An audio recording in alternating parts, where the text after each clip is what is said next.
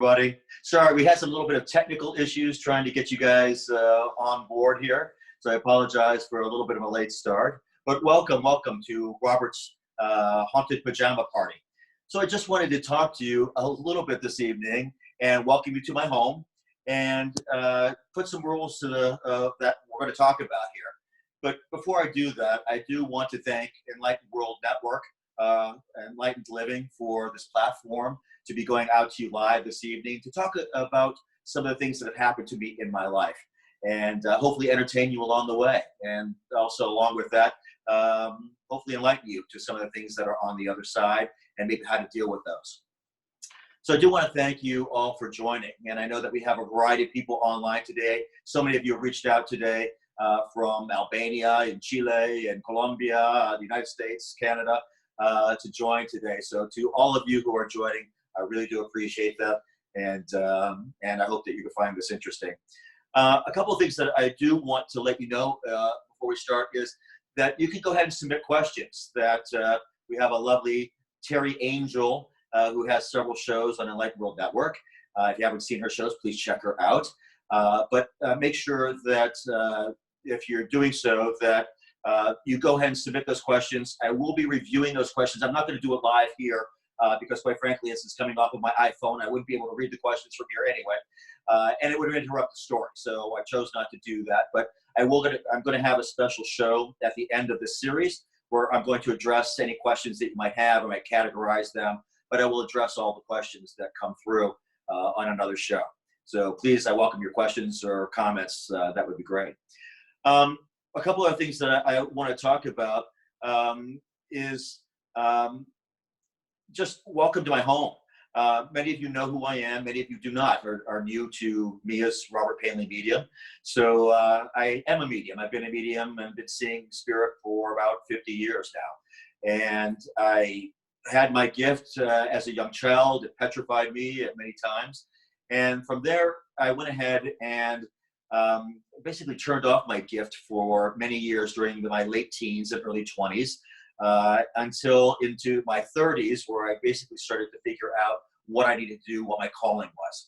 And since then, I've been doing validation readings and readings of all sorts, and mediumship readings, house clearings and land clearings, and all sorts of things. So some of what we're going to be talking about tonight really have to do with some of the things that surprised me in my work as a medium.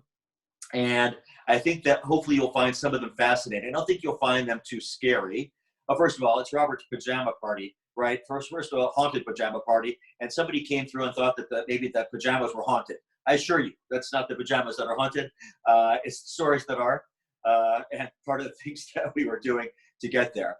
But before we start, I have been married for we've been together for 16 years, but married for 6 of those years to my husband, Mark. And Mark is around here someplace. Hey, everybody. So you'll hear a disembodied voice occasionally, and most of those times it should be Mark, I would think, throughout the series. So if you hear that, that's who that is. I come from a small town in Ohio. My mom had the gift. My grandmother had the gift on her side. My sister, my niece, a couple of my nephews, in varying degrees, all had this gift. I was the one who kind of got it early and stuck with it. And I worked in corporate America for many, many years and wasn't able to use this gift because, it was very difficult to say, or hear in the company that, hey, I report up that crazy guy who sees dead people. So I kind of kept it hidden. But one of the stories that we're going to talk about tonight first is going to be one of the stories of someone that I actually am associated with from my professional life. So before I start into the story, we do have someone who's watching tonight. Her name is Rosie Shapiro, and Rosie has a brother. His name is Matthew Delfino, and Matthew is having some significant issues, health issues. And I would just ask all of you to please say a prayer for him this evening, if you would.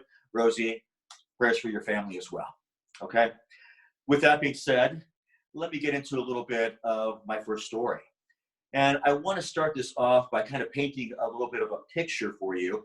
This was really before I started my professional career as a medium and going out and doing this full time. I had a woman that I knew in a work environment.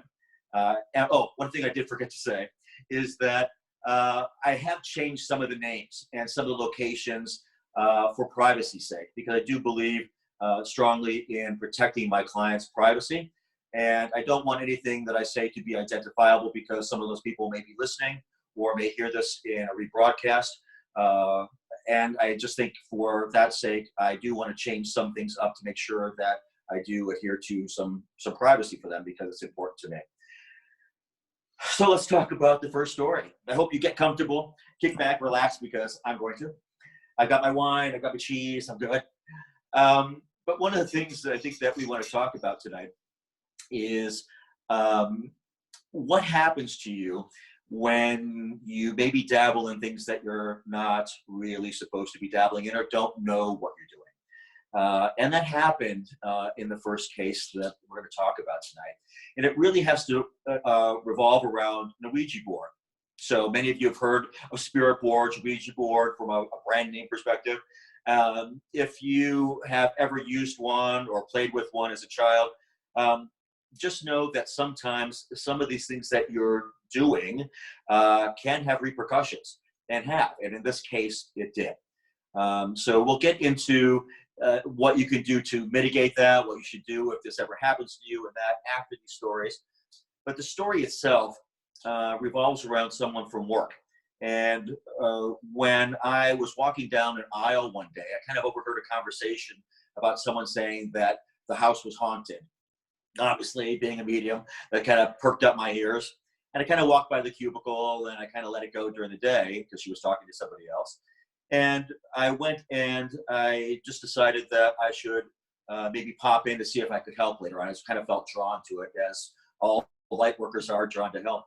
So I went and talked to her later that afternoon and said, hey, I'm sorry, but I kind of overheard your conversation earlier today. Do you need help? Just so, if you do need help, I'm happy to help in any way. And she said, no, I'm comfortable talking about it here on the floor. Do you mind if we go someplace else? I said, of course. So we went someplace private. We had a little conversation, and she was telling me about some of the things that were going on in the house. And it had to do with what she felt was negative, and she felt it was kind of dark and heavy, and she wasn't sure. And she felt her grandmother around her as well as the only thing. And she wondered if it was her grandmother, maybe perhaps mad at her in some way or something. And she wasn't quite sure what was going on. So when I talked to her a little bit about what I do and how I do what I do, I said, of course, happy to come over to your house and see what's going on and see if I can help. So I did. And what I did on that evening was, we did it more toward the late afternoon. It was a beautiful day here in South Florida. And she had asked me to come once before. And we got close to that date. And once that happened, things apparently started to ramp up in the house. She called me and she canceled. She said, Robert, I'm afraid because things start getting really out of control here at the house. It makes me nervous to have you here. And I said, this will happen all the time. They know what I'm coming to do, and they know the process here involved. And they want to scare you to make sure that I'm not interfering with what they're trying to do. And so she canceled that time. And so she, about 3 months later, called a second time and asked me if I would please come to the house because it started to get bad again. I said, of course. And that night, as usual, what happens to me when I'm going to be dealing with challenging energy or difficult energy or negative energy, if you want to call it that, is most of the time I am warned. I will have a dream the night before I go to a house, and I will see what is happening at the home. And on this occasion, the dream was I saw 3 young girls of ages about 12, 13 years old sitting on a bed, and they had a Ouija board in front of them that they were playing with. So I'm kind of hovering, in the doorway watching this event occur. And as I'm doing that, I see the little, I don't know what you call it, the little marker on there that points to words. It came up and it spelled the name John. And when it did, they got scared and threw the board on the ground and running out of the room. So that was the dream the night before. So the next day I get to the house in late afternoon, and it was a beautiful day, sunny day here in South Florida. And what happened was It's amazing that you can have such a sunny day outside and it be so dark on the interior of a building. It always amazes me how that energy can shift and change from just one location to another. And that's exactly what happened here. I walked in the house and the energy, you could feel the energy. It was just palpable how I won't say dark, but it was just not great energy. And usually when I go to a house, I will feel, one energy in one room may be fantastic. It's a room of meditation and prayer. And another room could be completely, like a bedroom could be where someone is having nightmares or experiencing negative activity. And it's a little challenging for me to be in that space. But the whole house was permeated with this kind of negative energy. So I walked in the house and I met my client and her daughter. We're both there. And she introduced me to her daughter, obviously. And as soon as I met her, I just looked straight at her and I said, "You didn't tell your mom you were playing with a Ouija board, did you?" And she looked very scared at me. And she didn't know what to think or say. And her mother looked at her and got upset with her. And was like, "I can't believe you did this. What were you doing? How did this happen?" And I said, "Let me tell you about my dream. I saw 4 girls laying on the bed. I believe this would be your bedroom. And you're playing the game. And the name John came up.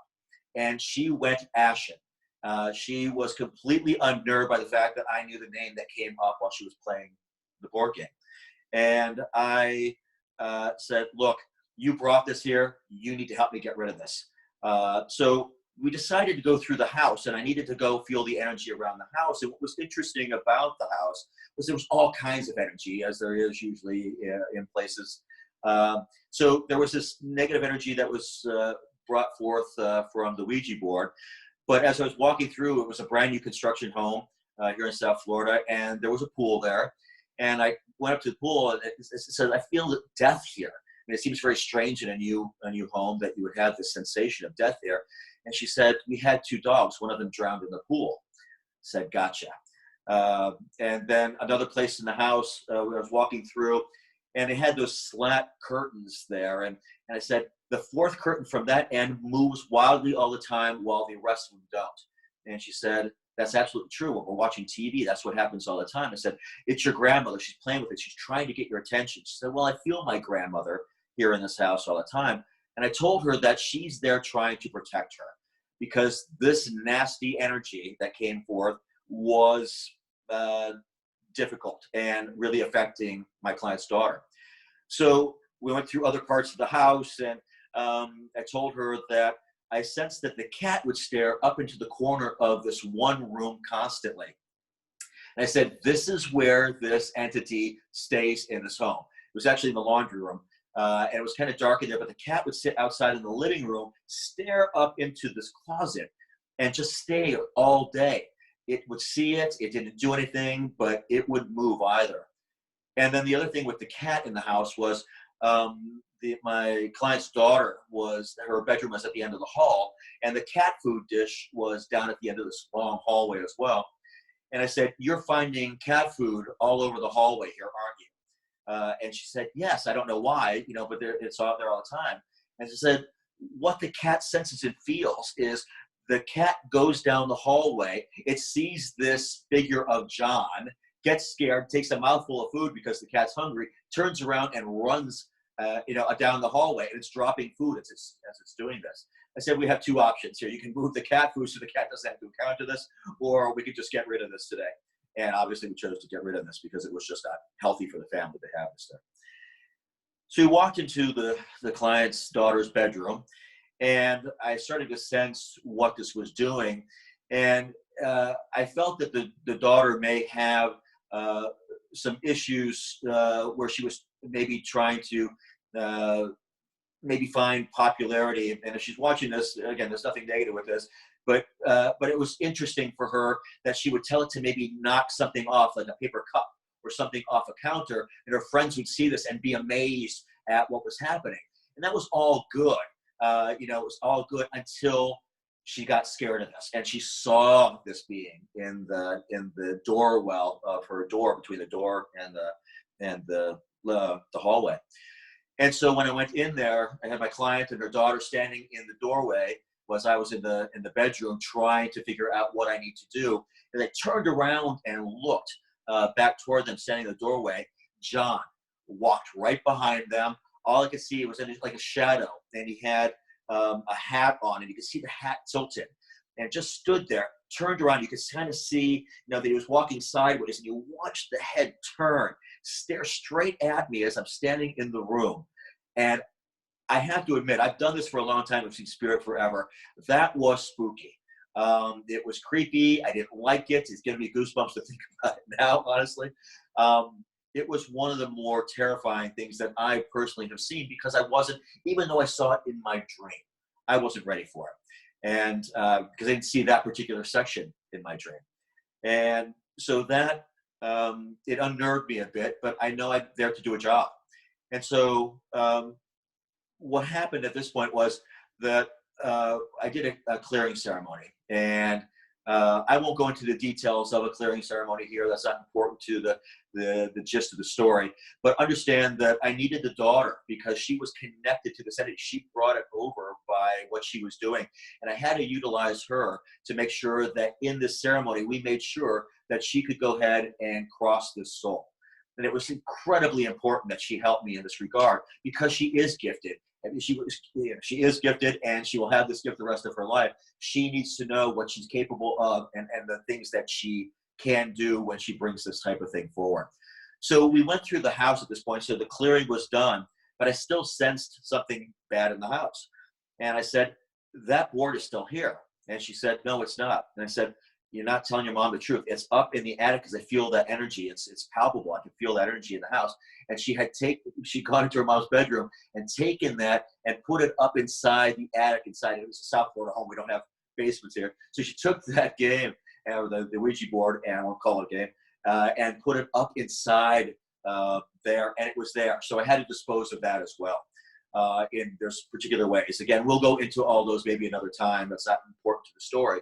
The point of this story is there were 4 girls sitting around, and they were playing with something that you shouldn't be playing with.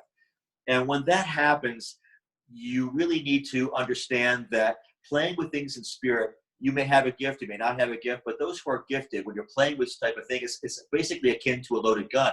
You can have an unloaded gun there that basically is not going to cause any damage. It may be attractive or anything else.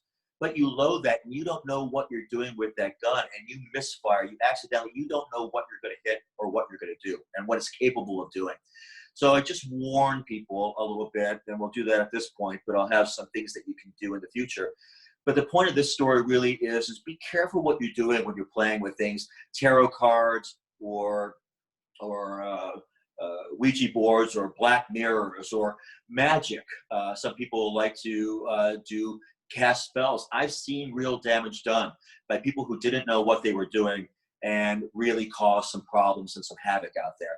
That I or another medium or somebody who's gifted has to go clean up. And it's not easy sometimes, because some of that's pretty powerful. So I just want to put a word of caution out there when you're working and doing with some of this stuff, what you need to do and how you need to do it. So that's kind of one story. And one thing that I will tell you is when I was younger, my grandmother, the one who was gifted on my mom's side, my mom's mom, they had a huge house in a suburb of Cleveland, Ohio. And as a child, they had a basement down there, and it was one of those, those red, poofy 1970s couches and stuff downstairs. And there was a bar downstairs and a very kind of a nice finished basement area. But behind that there was one place where there was a curtain that kind of divided in maybe a 6-foot across area. And back behind there were modern washer and dryer. And if you remember what they are, they had one of those fat burning machines that, that you put this wrap around your waist and it would shake the crap out of you. So that was all back in this room. But back there was this board. And as a child, I was fascinated, because I think the first time I encountered that energy, I think I may have been like 8 or 9 years old. And I walked down in that basement by myself, and I went down and I was drawn to this energy of this board. And I walked through the curtains back there and saw the Ouija board up on a high shelf back there. And I knew then I was being told by spirit not to go near it, not to touch it, don't play with it. And I listened. So what I want you to do too is listen to your spirit, listen to your guides, listen to what they're telling you, and have a healthy respect for some of the things that you bring into your home. And we'll talk more maybe in the series about things that you bring into your home outside of Ouija board and spirit items, because there's energy associated with all kinds of things that you can bring into your home. And we'll talk about that in this series, which is going to be fascinating, I think, for you. But one of the things that I want to do is a lot of things that I have done in my life, like this particular was one of the first professional cases I ever did many, many years ago now. And subsequent to that, but I learn from everything I try and do and grow my gift through this process. Years later, probably about a year ago, I had a gentleman who called me scared and quite frankly frantic. I don't advertise at all usually, but people who need to find me find me. And this guy found me through a spiritual store here in town, and he had gone on a trip to Hawaii for vacation. And so I have to tell the story from his perspective because I only have his perspective from which to tell it. So he went to Hawaii on vacation, and while there, he decided to relax a little bit and decided to go see a medium because he'd been curious, he told me, and had the gift for a long time. And didn't know what to do with it, didn't know how to or what he should be doing with this gift. Like many of you who are watching who have maybe a gift of some sort don't know exactly what to do with it or how to work with it. And so I started talking to him on the telephone, and he said, "You need to come, please. I'm being attacked. I've had this happen to me and this happened to me." And I was shocked at what type of the things that he was telling me. So he was staying, again, he was visiting here. He lived in California, but was assigned here. He was staying at kind of like an extended stay hotel here in Fort Lauderdale. And I went to go see him in the hotel. And what happens with hotels is that there's a lot of energy all the time. Maybe the last person who stayed in the rooms above and on the sides or below in a hotel. And when I walked in there, you could feel who had been in this room previously. And I could feel that there was alcoholism related energy on one wall, and I mentioned that to him, and he said, "Yeah, he drinks night and day." So all that energy comes through, and it's all in that space.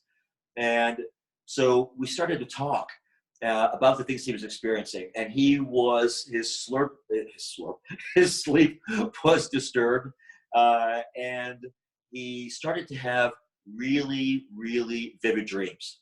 And in those dreams, it was always about things happening to him, being hurt in some way or bothered in some way. And then on top of that, during the night, he would start to feel poked and touched. And then he was didn't know what to do with that until one night he felt a hand grab him.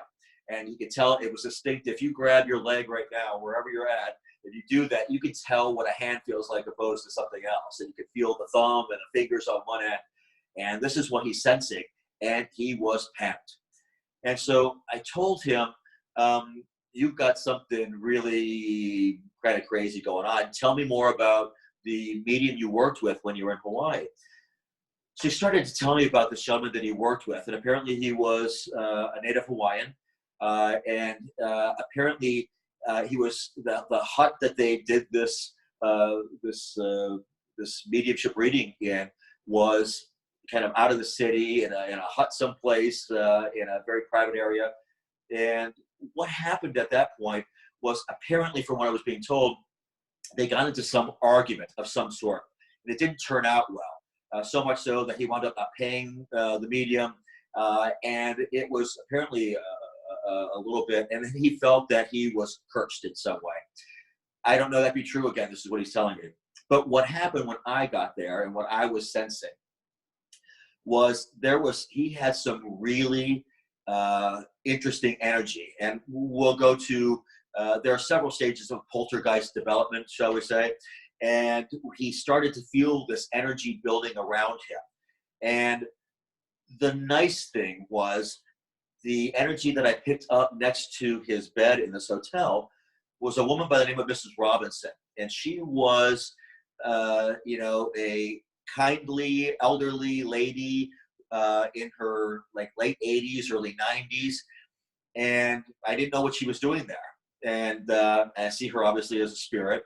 And as I'm talking to her, communicating with her, I'm trying to figure out what's going on. And she's telling me that she was there to protect him.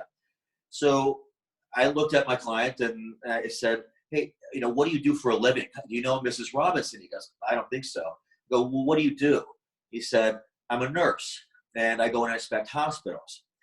Gotcha. And so I talked to this woman, Mrs. Robinson, and she said that she had died 2 weeks before and knew him. So I asked him again, "Did you know Mrs. Robinson? She was one of your patients apparently who died about 2 weeks ago or so." And he had this mental epiphany of this woman. She said, and he told me she was so kind and so nice. I worked with her for a long time. I talked with her every day. She gave him lovely, kindly advice all the time. And when she passed, he was actually saddened by her passing. And you know that's not normal. And kind of again in the nursing profession, you see a lot of death, particularly in the branch of nursing that he was in. And so you know he kind of takes some of those feelings and compartmentalizes those feelings a lot. But her, he remembered, and she was telling me about what was going on in the hotel room, and then let me know that it was actually apparently my client, when he was at the medium with the medium, asked to be opened up because he could see and sense a little bit before, but really wanted to do more with it. He was frustrated because it wasn't moving as fast as he wanted, and he wanted more. And apparently, this medium helped him get there. But the thing here was he wasn't ready. So the thread between these two stories is be prepared. You know, you need to be prepared for the things that you're doing in the spiritual realm. So, what you know, there are. Excuse me. So I just want you to understand some of the moral of the story or the advice that I would give people when you're working with the spiritual realm. Be careful what you ask for and how you ask for it. When I ask for things, I'm very, very specific. If I feel I'm lacking in clarity, I'll ask for clarity in specific circumstances or ways. Asking to be more open. You don't know what's going to be thrown at you. And before you ask for any of those things, one of the things I would like everybody to do is make sure that you're protected. That's the basis for just about everything that you're going to be doing in the spiritual realm. If you're not protected, you don't know what type of energy you might be working with. That's in meditation, in mediumship, in anything that you're doing in the spiritual realm. So please do things that do protect you. If you have the gift, if you are trying to develop your gift, the things that I'd ask you to do, and I'll give some kind of tangible tips here. One is just imagine that you're in, ask for and imagine yourself in God's solid white light of protection. So some people will picture this ball of light around them so that they are protected. And you can actually visualize that, visualize this protection around you. And it's usually a beautiful light when you see it, and you'll be able to imagine that. I had one gentleman, a medium friend of mine, who tells me that he protects himself. He feels like he's putting on a superhero outfit. So he puts on, all the way down, feels like he's putting on the pants and the skin tight suit, and it's solid white. And that's his armor. But it's his solid white light of protection that is around him. And so there are other ways. One, make sure you stay grounded. The grounding is incredibly important to you. And for fellow Floridians down here, you can do that year-round because you can take off your shoes, touch the ground with your feet, dig in the dirt, go to the beach, which is lovely, jump in the ocean, which is salt water and helpful and cleansing. Open your home up, let light in. But particularly with the grounding, if you're up north, find some seeds to plant. Work with plants. Have a terrarium in your house or something that you're using to help ground yourself. Candles are fantastic. There are different types of candles. I have medium friends who sell and make their own candles for sale because they are very powerful candles that you can do different things with, and they sell them in various ways. different types of crystals, black amethyst or something to absorb negative energy, or any type of crystals that you're working with. Look them up. Figure out what you need for the development of your own gift, or what you may be lacking, that the energy that you want to draw to yourself. And these are things that I really want you to think of when you're doing that type of work. I don't want to take tons of time, everybody, and I want to spend every night giving a couple ghost stories and talk a little bit about my life and what I do and how I do it. So if you have any questions, this is the first of 10 days. So it's my first show, so I'm not exactly sure what the questions are out there. But I'll be looking at those tomorrow, and maybe change up the format of the show a little bit to kind of help people out a little bit more. If you want to contact me, if you for a reading or something of that nature, you can reach out to me at rapainley@gmail.com. You can find me on Facebook. You can find Robert Painley. You can find me on Instagram at Robert Painley Medium, or right here on Enlightened World Network. So I do have a playlist here. All of these shows will be broadcasted in the order in which we're doing them, and you can find them there. So I want to thank everybody for watching tonight, and I hope that you enjoyed the stories. I hope I didn't go through them too fast and got you to appreciate some of the things that I was seeing and working on. Tomorrow we're going to talk a little bit about what happens when spirit invades electronics, if you have them. I've had several instances where spirit works through the energy in the room, and a lot of times that happens through electronics. And it has caused problems. And quite frankly, before tomorrow's show, if you want, I did post some of these out on my YouTube channel. So just pull up Robert Painley Medium on YouTube, and you will see that I did post some of these where a spirit was talking through a security system, and you can hear the words that are being said. And I'll dive into that story at great length tomorrow, so you know what to do in case that happens to you. So right now, I just want to say thank you to everyone at the Enlightened World Network, Enlightened Living. I want to thank all the viewers who joined this channel. I hope you found it fun and interesting, and learned something from it. And I look forward to doing this more for the next few days. And